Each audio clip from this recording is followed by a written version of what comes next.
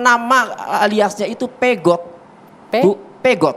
Pegok. Iya, Pegot. Pegot. Oke. Iya, menurut orang tuanya. Oke, Pak Fredrik, dari kacamata praktisi hukum, kalau Anda mengamatinya seperti apa nih? Mulai dari sanksinya pihak keluarga korban dengan tersangka yang ditangkap, kemudian alibi yang kuat dari terduga tersangka pembunuhan ini.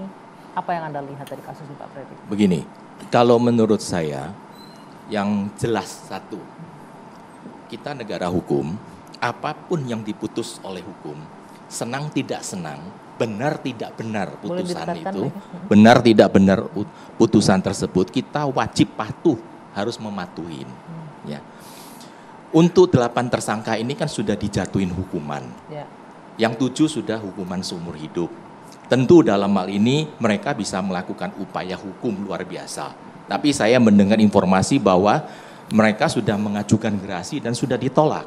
Berarti kan sudah pupus, tidak punya harapan apapun lagi. Senang tidak senang wajib kita patuhin.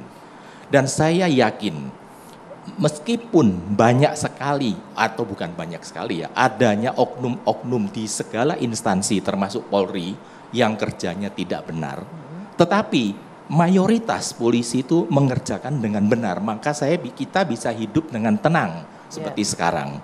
Kalau polisi tidak kerja pasti hancur. Kalau Anda pernyataan meskipun ada oknum-oknum tadi Anda bilang ya yang bekerja dengan tidak benar, apakah dalam kasus ini Anda memiliki indikasi ada oknum-oknum yang kerja dengan tidak benar juga? Sepintas saya tidak membaca berkasnya, saya hanya melihat putusan daripada yang dicantumkan dari mana di Mahkamah Agung, bahwa apa yang dilakukan polisi, apa yang sudah diuji oleh sidang. Karena keterangan saksi yang bisa dipakai dalam suatu kasus itu adalah keterangan saksi di depan sidang, bukan pengakuan. Dan jangan lupa, meskipun dalam hal ini tadi saya mendengar ada menceritakan bahwa saudara Ibnu ini adalah mengetahui Peggy itu tidak ada bersama mereka, tidak tersangkut lah dalam hal ini. Tapi jangan lupa, dalam hal itu yang kita harus melihat itu adigim unus testis, nullus testis. Satu saksi bukan merupakan saksi. Jadi nilainya yang dia mengatakan tidak di sana itu akan dipertimbangkan oleh hakim maupun penyidik. Apakah ini bisa untuk mengesampingkan atau menolak dalam pada tuduhan yang dijatuhkan. Walaupun yang memberikan kesaksian ada banyak tuh, katanya ada 4 orang. Katanya. Mau 1000 orang pun tetap satu saksi. Oke. Ya, saksi ini harus ada kaitan dengan kasusnya. Kalau saksi Ibnu ini ada kaitannya dengan kematiannya korban dalam hal ini Vina atau si Eki, bisa digunakan. Itu pertimbangan itu sangat jelas loh, itu 185 itu KUHP itu sudah sangat jelas menjelaskan. Dan lagi dalam satu hal ya, saya melihat secara objektif sebagai seorang praktisi hukum ya. Apakah saudara Ibnu ini mempunyai suatu kemampuan yang kita sebutkan hipertemesia? Apa itu hipertemesia? Itu adalah kemampuan ingatan yang luar biasa super, di dunia itu cuma berapa orang. Yang maksudnya gini, saya ingat waktu umur 1 tahun saya diapain, saya ingat detil setiap detik. Karena manusia itu pada umumnya itu memorinya ada namanya long memory, tapi itu adalah memori normal. Saya akan mengingat 6 tahun yang lalu saya sama istri saya kemana. Tapi saya tidak mungkin saya ingat saya naik mobil apa, saya makan apa, nonsen. Kalau saya ingat itu berarti rekayasa. Jadi Anda meragukan ingatan Ibnu dalam hal ini? 1000% itu tidak benar. Tidak benar? Iya, karena bisa diuji sama dengan dokter psikolog. Bukan wewenang saya mengatakan, karena kecuali Ibnu ini adalah termasuk orang yang punya ingatan yang luar biasa. Kalau seorang normal, kita semua, saya yakin tidak ada satupun yang bisa. Pernyataan juga saya dengar dari psikolog forensik. Ingatan manusia itu mudah terfragmentasi, mudah terdistorsi dan lain-lain. Begitu ya. Nah, Mas Ibnu, Anda yakin, boleh digunakan mic-nya? Anda yakin dengan pernyataan Anda tadi bahwa 8 tahun yang lalu Peggy bersama Anda dan 4 rekan lainnya di Bandung sampai malam hari itu, melewati malam bahkan sampai besoknya?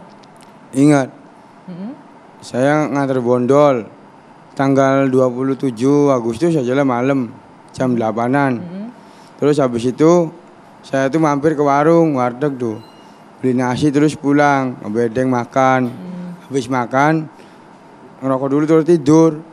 Habis makan tidur aja. Iya, ke bedeng tuh habis makan tidur. Itu sampai pagi tuh sama Peggy di situ ya? Tidur ya sampai pagi.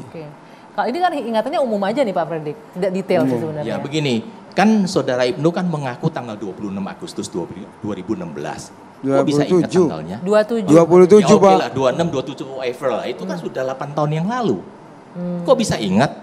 Ini yang perlu kita untuk memperdalam. Saya tidak mengatakan Saudara Ibnu itu tidak memberikan keterangan benar atau benar ya. Tetapi pada umumnya, manusia pada umumnya itu tidak mungkin bisa mengingat secara detail. Itulah yang membuat Saya saya ingat, Bu. agak sedikit Ya. mencurigakan. Anda ingat banget? Ya ingat waktu itu tuh ingat. Ada mungkin selain pernyataan ada bukti lain nggak? Mungkin foto atau apa yang Anda miliki di tanggal 27 malam itu? Enggak. Handphone. Taunya pagi ya. Pagi tuh kerja sama saya. Itu. Oke. Yang saya lihat begini Mbak, jadi tadi keterangannya itu kan berapa hari kemudian setelah kejadian, kan polisi melakukan penggeledahan di rumahnya Saudara Peggy. Ya. Kan begitu kan, berarti sejak semula polisi sudah mencurigain bahwa Peggy ini adalah salah satu terduga tersangka pelaku. lah, Ya. begitu kan. Meskipun dalam hal waktu mungkin belum ketemu. Kemudian saya yakin kalau polisi sekarang melakukan penangkapan, penahanan dan proses, biarlah polisi melakukan kerjaannya sebagaimana SOP yang ada. Oke. Kalau mau menguji, kita ujilah nanti di Pengadilan, pengadilan ya. begitu. Oke, baik. Nanti kami masih akan lanjutkan lagi. Saya juga minta tanggapan dari Pak Tony bagaimana ini bahwa pengakuan seseorang, kesaksian seseorang apalagi dengan jeda tahun yang terlalu lama itu bisa disangsikan. Bahkan 1000% nggak yakin tadi Pak Fredrik. Nanti dijawab ya Mas ya. Dua Sisi masih akan kembali usai jeda sesaat lagi.